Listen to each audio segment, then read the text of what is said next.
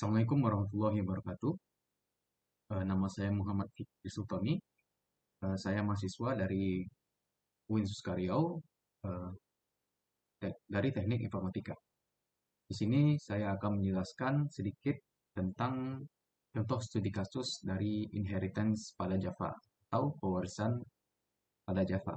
Di sini sudah saya siapkan contoh kasusnya, yang dimana di UIN Suskaryau terdapat dua jenis pegawai, yaitu tenaga pendidik eh, atau dosen dan juga tenaga kependidikan atau non dosen. Nah, secara umum atribut-atribut dari tenaga pegawai ini secara umumnya adalah ada ID pegawainya yang berupa string, ada nama pegawai yang berupa string, ada golongan dari pegawai yang berupa integer. Golongan ini hanya terdiri dari dua golongan, yaitu 1 dan 2. Lalu ada tanggal lahir dengan tipe data date. Nah, adapun khusus untuk pegawai dosen, ada tambahan atribut, yaitu NIDN, nomor induk dosen nasional, yang mana sifatnya ini wajib dimiliki oleh setiap dosen. Nah, selanjutnya, secara umum, semua pegawai yang ada di UIN akan memiliki gaji pokok yang sama. Jadi, gaji pokoknya antara dosen dan non-dosen itu sama. Namun ada perbedaan dari umurnya dan juga golongannya, di mana golongan satu eh, jika dia golongan satu dan berusia 40 tahun, kurang dari 40 tahun, maka gajinya adalah 3.500.000. Sedangkan jika dia golongan satu dan berusia 40 tahun ke atas, itu gajinya adalah 4.500.000. Nah, perbedaan dengan golongan 2 adalah jika dia golongan 2 dan berusia kurang dari 40 tahun, maka gajinya adalah 5 juta. Sedangkan jika dia golongan 2 dan berusia 40 tahun ke atas, maka gaji pokoknya adalah 6 juta. Ini berlaku untuk dosen dan non dosen. Nah, selain gaji pokok, setiap pegawai juga akan mendapatkan tunjangan pegawai yang mana besarannya dibedakan antara dosen dan non dosen. Nah, jadi khusus untuk dosen itu 1.500.000, sedangkan untuk non dosen itu 1 juta. Nah, ditambah lagi, ini khusus untuk dosen, itu ada namanya tunjangan fungsional yang besarnya itu jika dosennya berusia kurang dari 40 tahun, maka tunjangan fungsionalnya adalah 1.700.000. Sedangkan jika dosen berusia 40 tahun ke atas, maka gaji tunjangan fungsionalnya adalah 2 juta. Nah, dari rincian di atas, maka dapat disimpulkan total gaji untuk dosen itu ada 3, yang dimana itu gaji pokok, tunjangan pegawai, dan tunjangan fungsional. Sedangkan untuk non-dosen itu ada total gaji pokok dan juga tunjangan pegawai. Nah, setelah saya sebutkan contoh dari studi kasusnya ini, kita masuk ke dalam implementasi codingnya. Sini sudah saya siapkan dari codingnya, yang dimana kelas pegawai ini bertindak sebagai induk kelasnya, di mana kelas pegawai ini memiliki beberapa atribut yang wajib tadi, yang umum tadi, yaitu ID pegawai, ada nama dari pegawainya, golongan, dan juga tanggal lahir. Nah, di sini ada konstruktor untuk pegawai, yang dimana pegawai itu terdiri dari ID, nama, golongan, dan juga tanggal lahir. Lalu ada metode untuk menghitung usia. Nah, ini digunakan untuk mencari usia, untuk menampilkan usia dari pegawainya. Lalu untuk menghitung gaji pokok, nah di sini jika dia golongan 1 dan berusia kurang dari 40, maka gaji pokoknya adalah 3.500.000. Kita sesuaikan dengan studi kasus yang tadi.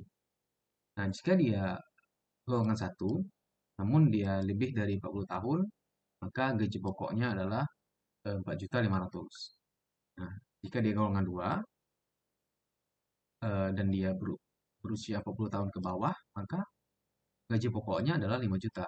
Sedangkan jika dia berusia lebih dari 40 tahun, maka gaji pokoknya adalah 6 juta.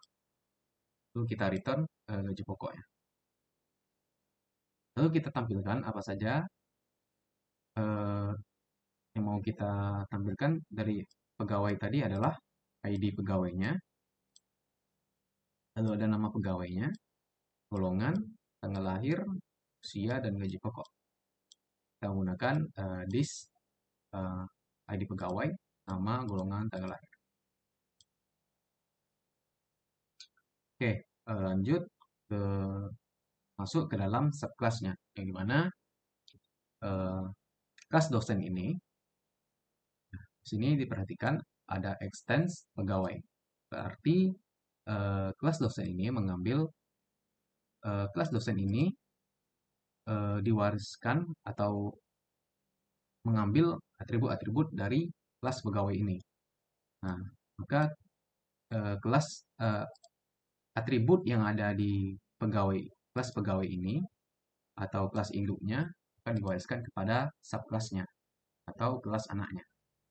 Jadi di sini ada ini dia, ada atribut dari kelas pegawai. Itu ada ID, nama, golongan, dan tanggal lahir.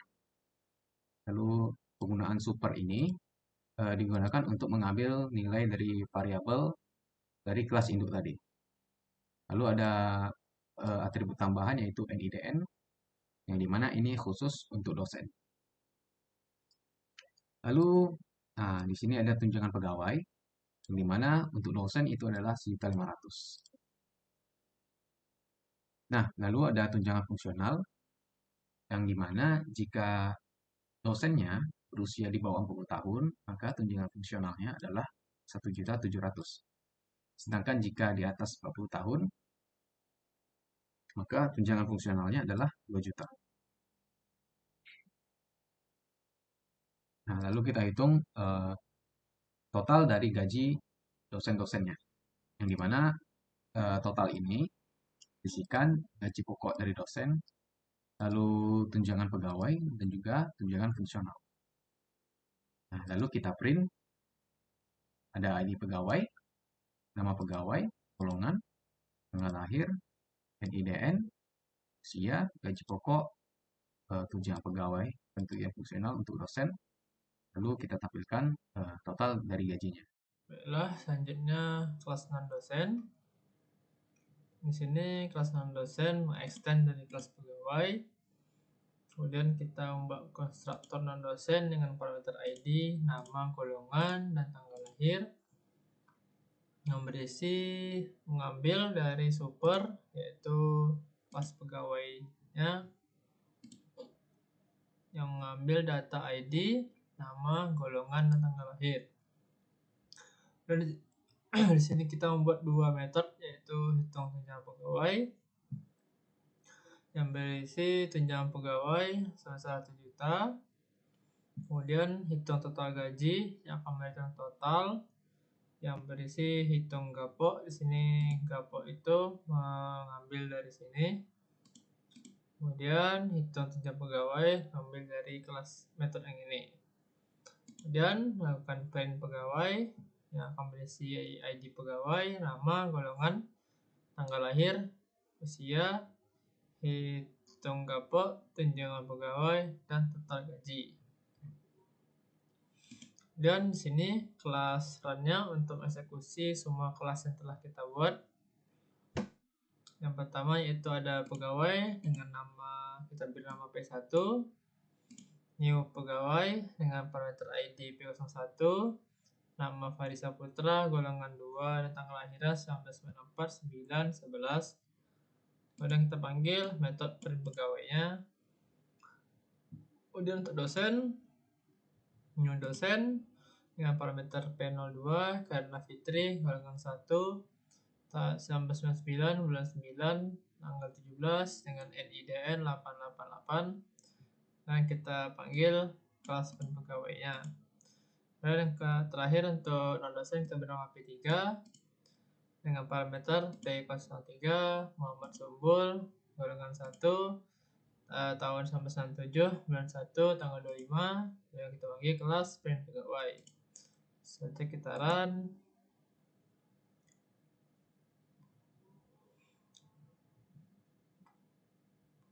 adalah yang pertama yaitu pegawai.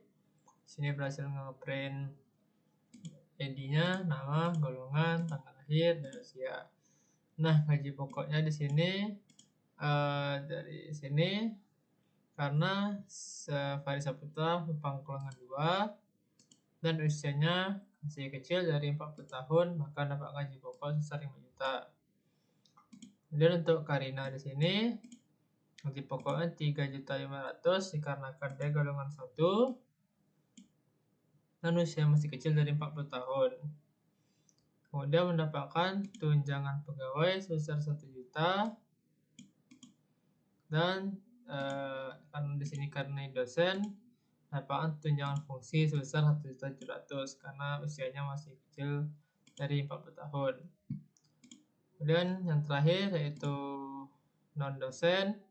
Sini Muhammad Sumbul golongan 1 mendapatkan gaji sebesar 4.500.000 dikarenakan usia sudah lebih dari 40 tahun dan mendapatkan tunjangan pegawai sebesar 1 juta. Jadi gaji total untuk Muhammad Sumbul adalah 5.500.000. Baiklah, sekian penjelasan kami tentang Java Inheritance. Kurang dan salah mohon dimaafkan. Assalamualaikum warahmatullahi wabarakatuh.